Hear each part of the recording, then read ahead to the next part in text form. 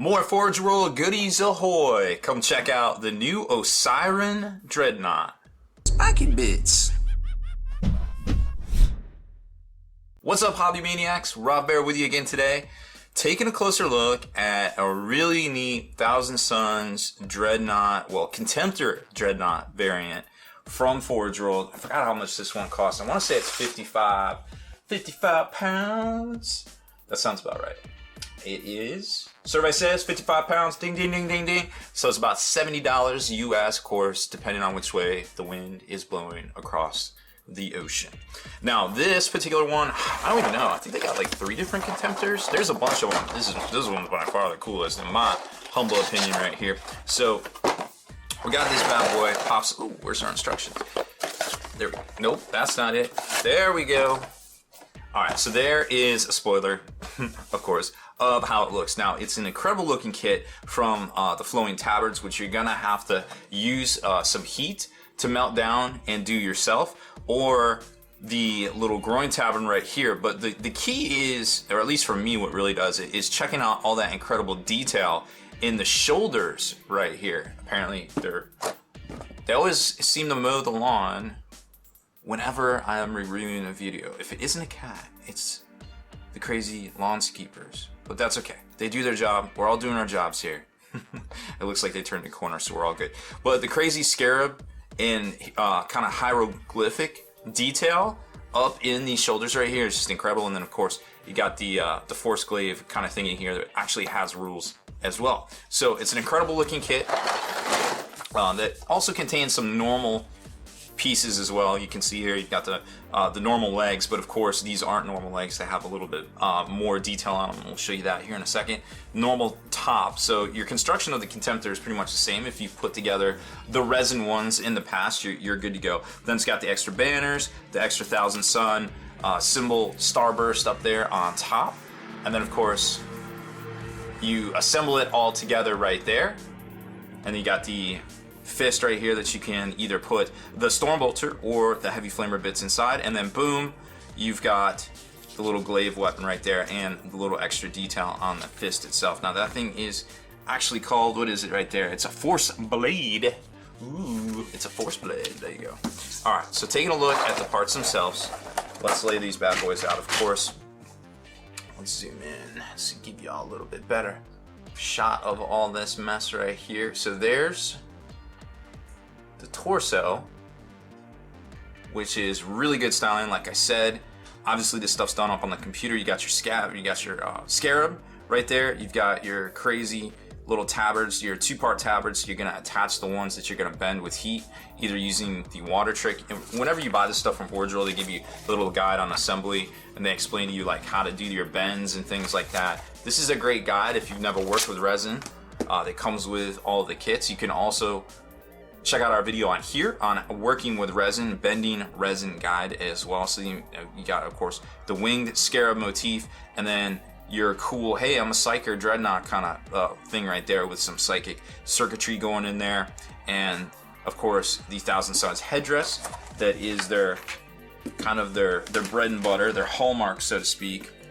There's the scarab, and then you're gonna have some of the fist pieces here, your groin plate right there, and your legs on the one side of the kit. So this is standard stuff. This is just going to go in the fist, no big deal. You have your options there, and then you can see here, this actually, how does this one go? This goes like so. This goes into here. Okay, so that's your in between right there. So that's going to go right there.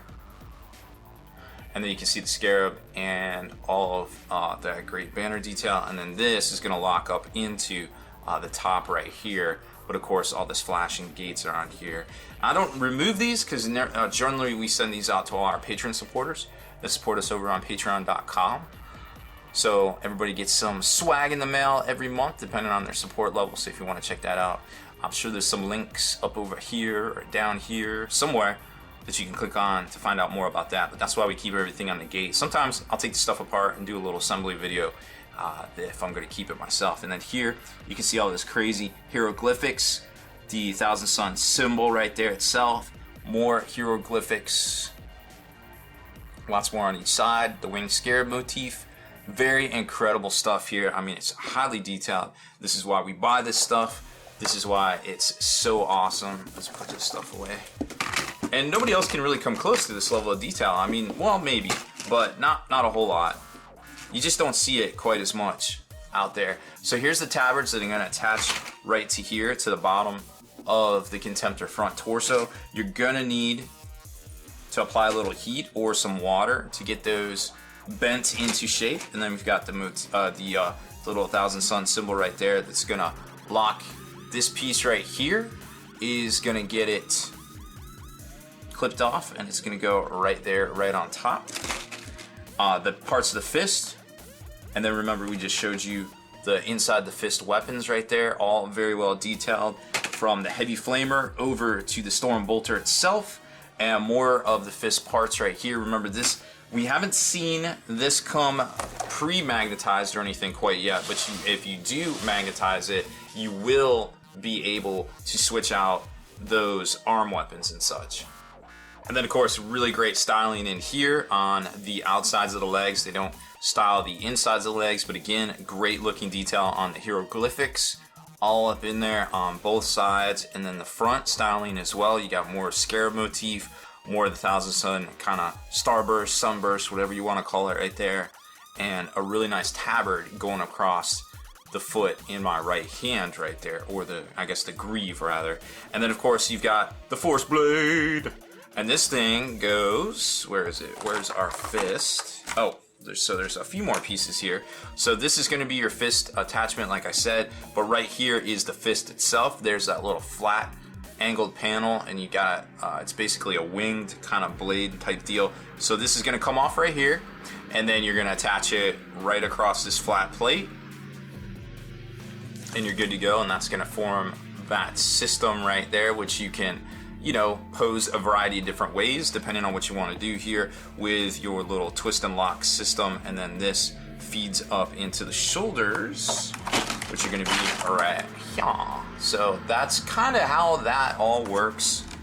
Very, very nice and easy, super easy one there to put together. And of course you got your 4 different feet. Some are walking, some are flat, but either way, they depending on what pose you want to do, there's the walking one, so you can have it kind of walking like that, or you can have a flat-footed one right there.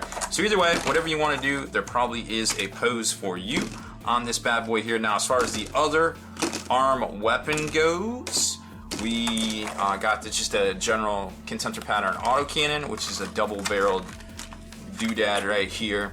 That's kind of old school, but it's got like the traditional kind of sickle mag kind of type deal, and then it locks into the top using this little swivel mechanism, which is magnetizable, but that spot right there is designed for that right there. So this is going to lock into the top of your arm or your shoulder fixture. This is going to go into here, and this is going to go into the top. This slot right here goes into your weapon. So that's kind of how that configuration works. So you're going to want to glue this however you want, but then you can get a little bit of swivel or a little bit of magnetization right here if you want to switch it out. But I just went with what was in the picture just to show you guys, because you know, I think it looks pretty neat right there. This is a really, really, really cool kit. I think it's very flavorful, and it shows off a lot of kind of the fun or the flair of the 1,000 Suns themselves. However, you know, it does have rules. Let's talk about rules real quick. Oof, almost got out of here without talking about rules. Okay, so in the Inferno book, under the 1,000 Suns section, you do have the Osiron Dreadnoughts. Basically, any Contemptor Dreadnought can be taken and upgraded for 50 points to an Osiron pattern, and all it does is give it the Psychic Pilot special rule, Mastery level 1, of course, gains Adamantite Will, must exchange its Dreadnought close combat weapon with the inbuilt Combi Bolter for a Dreadnought Force Blade, which we saw right there with an inbuilt Combi Bolter or Asphyx shells for free. And remember, those are the ones that have the reroll to wound ability, which is right over here. They're going to gain shred. So over on this page right here, you can see that. This is all on page 210 and 211 of the Inferno book. And then of course, Dreadnought Force Blade, strength times 2, AP of 2 and melee force, and then the actual Contemptor rules themselves are very simple. 135 points for this bad boy here. You can see the stat line all across there, the conventional 7th edition armor stats right there. Of course, now this would probably be a toughness 8 with 8 wounds kind of type deal. Actually, no, it'd probably be toughness. It's hard to say. Hard to say what that would be. It would either be toughness 7 with 8 wounds or toughness 8 with 8 wounds. But if they converted over to 8th, and everything else is pretty standard.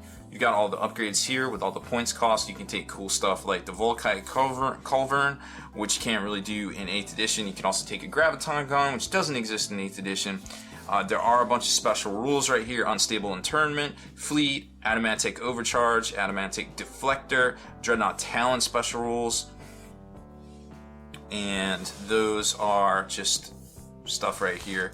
Have to make sweeping advances if you must, or if you can't make a sweeping advance, you must make a sweeping advance. Adamantic Overcharge, you can do different things, like get the Rage special rule, +1 to move and charge distances, +2 inches to your run, or +1 to your initiative.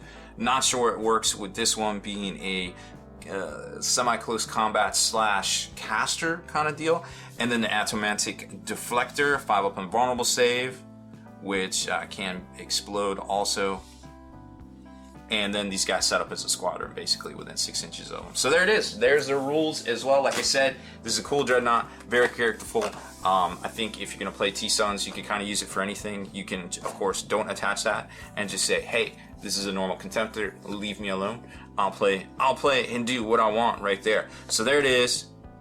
The Osiron pattern Contemptor Dreadnought for the 1,000 Suns, the 15th Legion in Games of Horus Heresy from Forge World. It's about $70 US. Now, if you like our features here on this channel, make sure you subscribe to us and turn notifications on so you can be the very first to like and comment on our videos here. And head on over to thelongwar.net. That's the home of the battle reports for exclusive content, early access videos, and more. Become a veteran of the Long War today.